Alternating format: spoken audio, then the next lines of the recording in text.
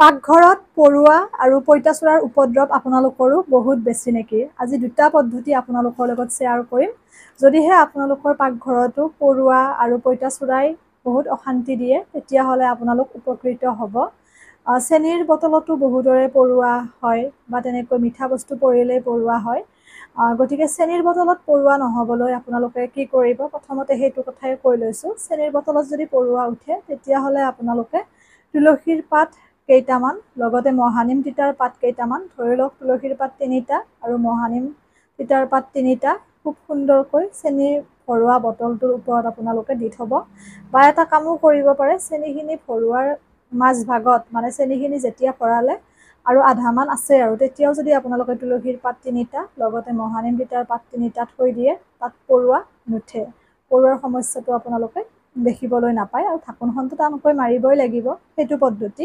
আৰু এটা কাম কৰিব পাৰে, আপোনালোকে মানে যদিহে তুলসীৰ পাত আৰু মহানিম তিতাৰ পাতটো দিয়াৰ পিছতো যদি উপকৃত নহয়, তেতিয়াহ'লে চেনিৰ বটলটো আপোনালোকে ঢাকোনখন মৰাৰ আগত এখন খুব সুন্দৰকৈ প্লাষ্টিক এখন, মানে ধৰি লওক পলিথিনৰ প্লাষ্টিক এখন চেনিৰ বটলটোৰ চেপত কাটি ল'ব।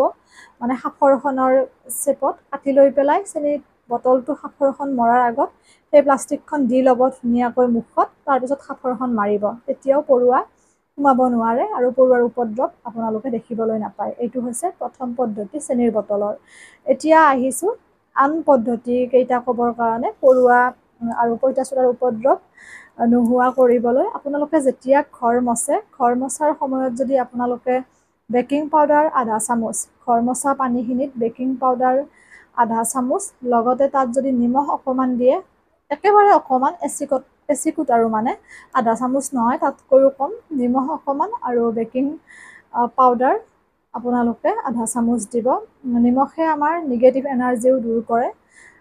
এষ্ট্ৰলজি, ৰেইকি এইবোৰত পোৱা যায় অধ্যয়ন কৰিলে, গতিকে সেইটো এটা বেলেগ বিষয়। কিন্তু আপোনালোকে নিমখ এচিকুট আৰু বেকিং পাউডাৰ আধা চামুচ দি পেলাই ধুনীয়াকৈ মচিব ঘৰটো, তেতিয়াও আপোনালোকৰ পৰুৱাৰ উপদ্ৰৱ, লগতে আপোনালোকৰ যি পইতাচোৰা সেয়া উপদ্ৰৱ কমিব। আৰু এটা কাম কৰিব পাৰে, ধুনীয়াকৈ স্প্ৰে বটল এটাত আপোনালোকে তাতে যদি বেকিং পাউডাৰ আধা চামুচ দি পেলাই স্প্ৰে বটলটোত পানীখিনিৰ লগত মিহলাই থৈ দিয়ে আৰু যদি স্প্ৰে কৰি দিয়ে, যদিহে ৱালত পৰুৱা হয়, ক'ৰবাত হয়, তেতিয়াও আপোনালোকৰ পৰুৱাৰ সমস্যাটো দূৰ হ'ব।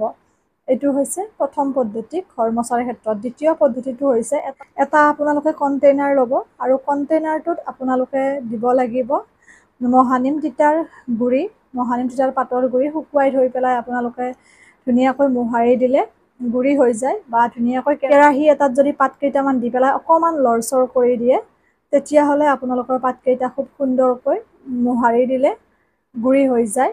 সেয়া আৰু লং 4টামান গুড়ি কৰি ল'ব, যিটো আমাৰ লং ইলাচি আছে তাৰে লং 4টামান গুড়ি কৰি ল'ব। লগতে যিটো নেপথেলিন গুটি আছে, আমি কাপোৰত যে দিওঁ কাপোৰখিনি ফ্ৰেছ হৈ থাকিবৰ কাৰণে, সেই নেপথেলিন গুটি এটা গুড়ি কৰি ল'ব। নেপথেলিন গুটি, মহানিম তিতাৰ পাত আৰু আপোনালোকে তাত বেকিং পাউডাৰ দিব আধা চামুচ। এই গোটেইখিনি বস্তু খুব সুন্দৰকৈ কণ্টেইনাৰটোত ৰাখিব আৰু তাত অকণমান আপোনালোকে হালধিৰ গুড়ি দিব, যিটো আমি আঞ্জা বনাবলৈ ব্যৱহাৰ কৰোঁ, সেয়া হালধি গুড়ি অকণমান দিব। দি পেলাই কণ্টেইনাৰৰ ঢাকোনখন মাৰি দিব। সৰু কণ্টেইনাৰ এটা ল'ব, কিছুমান মুখত লগোৱা ক্ৰীমৰো থাকে বা তেনেকুৱা ধৰণৰ। ঢাকোনখন মাৰি ঢাকোনখনৰ ওপৰত আপোনালোকে 4-5টামান ফুটা কৰি দিব বেজীৰ সহায়ত। ফুটা 4-5টামান কৰি পেলাই সেই কণ্টেইনাৰটো আপোনালোকে কোণ এটাত ৰাখি দিব ধুনীয়াকৈ। যিখিনিত আপোনালোকৰ পৰুৱাৰ ধৰি লওক ৰেকৰ ওপৰত বা ক'ৰবাত তেনেকৈ পৰুৱা বা পইতাচোৰা য'ত বেছি হয় ৰাখি দিব। তেনেকুৱা কৰিবচোন, আপোনালোকৰ একেবাৰে পৰুৱাৰ সমস্যাটো লগতে পইতাচোৰাৰ সমস্যাটো দূৰ হ'ব। আৰু যদি কাৰোবাৰ কাপোৰৰ ভিতৰতো যদি পইতাচোৰা বা পৰুৱা সোমায়, তেতিয়াহ'লে কাপোৰৰ আলমিৰাৰ ভিতৰতো যদি আপোনালোকে খুব সুন্দৰকৈ কোণ এটাত ৰাখি দিয়ে, তেতিয়াও যথেষ্টখিনি উপকৃত হ'ব। কিতাপৰ বুক চেল্ফৰ কোণ এটাতো যদি ৰাখি দিয়ে, তাতো আপোনালোকৰ পৰুৱা পইতাচোৰা এইবোৰ উপদ্ৰৱ আপোনালোকে দেখিবলৈ নাপায়। যিহেতুকে মই নিজে ব্যৱহাৰ কৰোঁ, যথেষ্টখিনি উপকৃত হৈছোঁ। আশা কৰোঁ আপোনালোকো উপকৃত হ'ব। কেনেকুৱা পালে মোক জনাব। আপোনালোক উপকৃত হ'লেহে ভিডিঅ'টিয়ে সাৰ্থকতা লাভ কৰে। আৰু প্ৰতিটো ভিডিঅ'ই মই নিজৰ ব্যৱহাৰৰ ওপৰত ভিত্তি কৰি, লগতে অধ্যয়ন ভিত্তিকভাৱে আপোনালোকৰ লগত শ্বেয়াৰ কৰি আহিছোঁ আৰু আপোনালোকেও উপকৃত হৈছে। মোৰ ভাল লাগে, সেইখিনিয়ে মোৰ সাৰ্থকতা ভিডিঅ' বনোৱাৰ। কাৰণ যিহেতু যেতিয়া ভিডিঅ' বনাবলৈ লৈছোঁ তেতিয়াই ভাবিছিলোঁ যাতে এজন হ'লেও উপকৃত হ'ব পাৰে ভিডিঅ'ৰ মাজেৰে। সেইখিনি কথা অব্যাহত ৰাখি আজি এবছৰে ভিডিঅ' দিলোঁ। আপোনালোকেও যথেষ্টখিনি মৰম দিছে, শ্বেয়াৰ কৰিব যাতে সকলোৱে উপকৃত হ'ব পাৰে এই পৰুৱা আৰু পঁইতাচোৰাৰ সমস্যাৰ পৰা। এৰিছোঁ আজিলৈ, আহি থাকিব সকলোৱে।